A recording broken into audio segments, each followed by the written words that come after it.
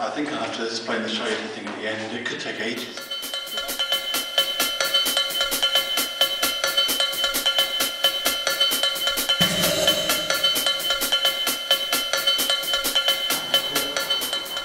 I don't like to brag, but it was me who invented the wheel. Many hundreds of years before I was actually born, of course, which pretty much shows the true extent of my genius. It was one of those weird days when you're sitting around with a cuppa, watching an old film and just musing over life, when it suddenly occurred to me that the top of the cup is circular. And well, it all went from there, basically. And so, ta-da! The wheel was invented over a cup of tea and an old Bogart movie. Ah yes, I truly am a genius. Not that I like to go on about it, but it was me who won the Battle of Waterloo, centuries before I was actually born, of course, which pretty much shows the true extent of my genius. All they needed was a good bit of leadership and a nice slice of Battenberg. Oh, and that's Shakespeare. I taught him all I knew. I proofread most of his plays to boot via some kind of seance-y type setup. Yeah, that was all me. And electricity, and talking cinema, women's liberation, that was me as well, and penicillin. Yes, I truly am a genius. Not that I like to mention it, but it was me who single-handedly defeated Hitler. A number of years before I was born, of course, which pretty much shows the true extent of my genius. I realised that it was me who defeated Hitler after reading about it at school. It was just the sort of thing I do. Clever old me. Of course, Marilyn Monroe wouldn't have been the star she was without me. I taught her that smile, that cheeky, flirty wink, subconsciously, not that I like to boast. But sometimes you really do need to stand forward and take that well-earned bow. Ah yes, I truly am a genius. I don't like to brag, but it was me who put the first man on the moon. A year or so before I was born, of course, which pretty much shows the true extent of my genius. I wrote all of those Beatles songs too, just popped them carefully into John and Paul's brains whilst they slept. Yes, and it was me who made David Bowie, literally, from clay, for a school competition. I came second. Second? Can you believe it? I was cheated. Still, I did all that stuff, and so you might like to thank me later, in cake. Ah yes, I truly am a genius. Oh yes, one last thing. I'm not sure you knew, but I was the Spice Girls. And yeah, I'm sorry about that, I truly apologise. Look, even geniuses make mistakes. Thank you. My next two pieces, one is about London and one is about, well, one's about Las Vegas, sort of. This is the London one. It's called Piccadilly Circus. Mothers always hated London. I advised her it's best to be nice. The city's a vicious mistress. Critics don't get a chance to diss twice. This city has no atmosphere. Tourist queues too long. Everything is overpriced and the underground smells wrong. Why is it she complains so when it's me who pays the bills? When it's me who paid for dinner and for London's nighttime thrills? It's just a tacky Ferris wheel, she grumbled, petty hate. She didn't like St James's, she didn't like the Tate, she didn't like St Paul's, you see, and neither Leicester Square. Then as for Covent Garden, waste of time, she said, despair. Too many crowds, she moaned again, it's like Piccadilly Circus. Perhaps, I said, this is because that's exactly where we are, all right? Mother always hated London. I advised her it's best to behave. The city's a vicious mistress, and our mother is a slave. Thank you. I say this one's about Las Vegas, but it's not that much about Las Vegas, but it is called Las Vegas Lips. When I went to Las Vegas last December, I did a little video, and I read this piece in the middle of the desert out there. She has Las Vegas lips and a Mexican smile, a Manhattan mood that's a weeny bit vile. She has legs from Bermuda and knees grown in Kent, and elbows from Bognor and tonsils from Gwent. She has kidneys from Denver and a liver from Spain, and a tail from Brazil, which she sent back again. Bunny ears bought in Rome that alas didn't suit, and a beard in a box from a man in Beirut. She has ankles from China that she's worried will break, and a nice pair of boobs that are made out of cake.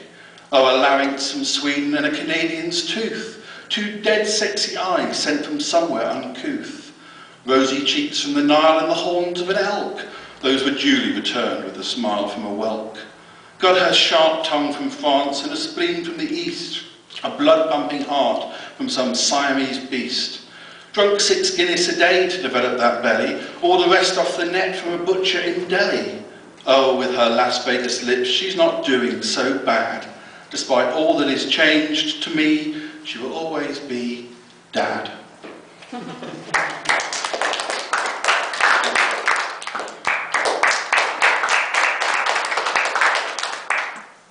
This one is called Geography Be Damned. Geography be damned. No, I won't let that stop me. Well, I like a good challenge. No, he's not going to drop me. Just because there's a sea, or perhaps two between us, we're a sweet pair of dreamers, but that doesn't demean us. Well, they say it can't work, but if only they knew. I'm a born-again optimist when it comes down to you. So geography be damned, I will keep on persisting. I'm drawing you closer, there is no use resisting. Geography be damned, I am not in a hurry. I'm building a bridge, so it's really no worry. I'm coming to get you, I'm pulling you nearer. I've got me binoculars just to see you more clearer. What a lovely physog I can see you're presenting. Oh, you're half of the world, let me soon be frequenting. So geography be damned, I won't fall in its trap. Now I'm making the rules and rewriting the map. Geography be damned, I will not be confounded. We will get all we wish and they'll be quite astounded. It can't be done, they will say, but I know they are wrong. Let them see that we work what we knew all along. So it took all this time for us to get acquainted. Now I'm fuzzy for you and this love we've created. So geography be damned, and now I need you to hear me. But no matter the distance, you will always feel near me.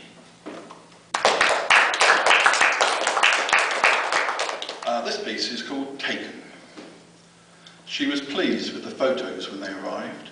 They were far better than anything she dared hope for, and had been taken with great care. It showed them both off beautifully, her husband smiling, really smiling, not just a no-brain for the camera grin, but a real eye-engaging, radiant beam. An expression that was real, that she'd rarely seen from him, so real that it leapt out at her from the shot, devoted, besotted, feelings laid open, naked and exposed. As she flicked through the snaps, she smiled too. In the picture their lips met, bodies embracing closely, their clothes falling around them like autumn leaves, lingering kisses as he cradled her gently, whoever she was. The attached report had her name down as Judy, a career girl, CV included. Had she given him one, references and all, applying for the position of mistress? The detective had done a good job. It happens a lot, he said. Husbands and wives, affairs, infidelities, nasty business, but commonplace. All the same, he'd done a good job, caught them on film. She wrote him a large cheque of thanks. She'd thank him later, personally. Now she was smiling. She had what she wanted now, all she needed to start again. Placing the photos in an envelope, she sent them on to her solicitor, with just a brief note attached. Nail the bastard. I've got a couple more, and that's this is called If Shakespeare Were Around Today, and I just kind of, well, it's just my thoughts on if Shakespeare did come around today, what would happen, and how he'd be marketed. Okay, Mr. Shakespeare, so we're here to sort out your whole media persona. Now, we know that people like your plays and sonnets, thoughtful people mostly, students, academics, pretentious and dull people, simple farming folk, maybe less so, soccer mums, maybe less so, jocks and sports fans, probably not at all. So anyway, this winter I want to try something new, something that sells the old Shakespeare brand on a more accessible level. Bear with me, Willie, old chum. I've suggested t-shirts, coffee mugs and inflatable bar dolls, but this one is a real doozy. Wait for it, I can see you're excited. This season we're going to focus on a calendar. Okay, so you were expecting something bigger maybe, but we need to start small here. It's no longer just about the plays, as good as they are, probably. No, the plays have been done to death. How many times can middle-aged intellectuals see yet another production of Hamlet? They just don't seem to grow tired of it, but one day they will.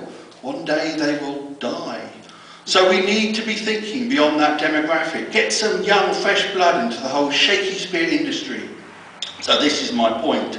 We're here to sell you, the playwright, the poet, the maestro, numero uno. To be or not to be is all very well, but how does it relate to the here and now? That's not what I'm looking to discover. Studying the text is for students, not businessmen. We have a different angle here, Will, and ultimately what I am thinking is, what about you just take your top off? What about you lie in a provocative pose on this sofa pouting? How about you flush your eyelids a bit and maybe get a semi?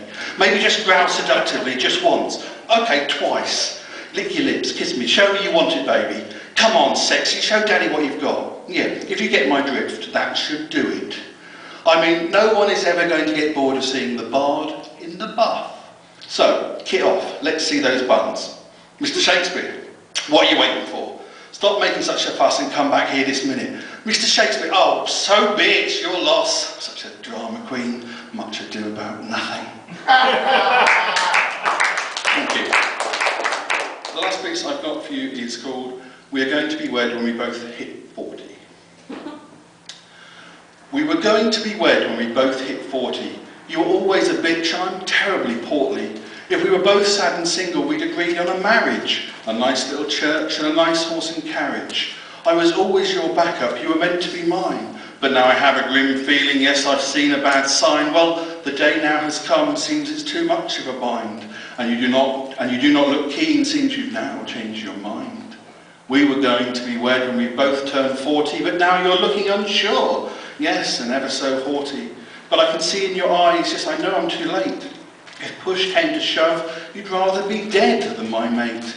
You were hoping your sweet prince in armour might come, but alas, no he didn't, and you still live with your mum. But now you're offered the chance to come be with another. In the choice, me or her, you have chosen your mother. We were going to be wed when we both reached 40. You had very few friends and I was never that sporty. I had visions of pets, maybe kids and a farm, walks across our estate, looking grand, arm in arm. But you're looking embarrassed. You don't want to be married. Across matrimonial thresholds, you don't wish to be carried. Despite all that we said, all those promises made, I can see you won't marry me even if you were paid. We were going to be wed when we both hit 40. But this is the lesson experience has taught me, that people say things when they're young and they're crazy, but they don't really mean them. Come on now, amaze me. You said we'd be wedded, you lied and that's naughty. So now I'm single and sad and loved and lonely at 40. Seems you made other arrangements, so I shall not be your mister. We all heard wedding bells. You just married my sister. Thank you.